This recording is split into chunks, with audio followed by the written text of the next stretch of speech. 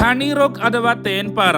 കാന്തല്ലൂരിലേക്ക് trip plan ചെയ്യുന്നവർ കണ്ടിരിക്കേണ്ട പ്രധാന സ്പോട്ടുകളിൽ ഒന്നാണ് ഹണി റോക്ക്. കിഴുക്കാംതൂക്കായ മലയുടെ ഒരു ഭാഗം നിറയെ തേനീച്ചയുടെ വൻ കൂടുകളാണ്. ആയതിനാലാണ് ഹണി റോക്ക് എന്ന പേര് ഇതിന് ലഭിക്കാനുള്ള കാരണം. കയറി വരുമ്പോൾ തന്നെ ചെറിയൊരു ഷോപ്പ് നമുക്ക് കാണാൻ സാധിക്കും. അവിടെ നിന്ന് നമുക്ക് തേനും മറ്റു സാമഗ്രികളൊക്കെ വാങ്ങാവുന്നതാണ്. ഏകദേശം 250 മീറ്റർ നടന്നിട്ട് വേണം ഈ കാണുന്ന തേൻപാറയിലേക്ക് എത്തിച്ചേരാനായിട്ട്.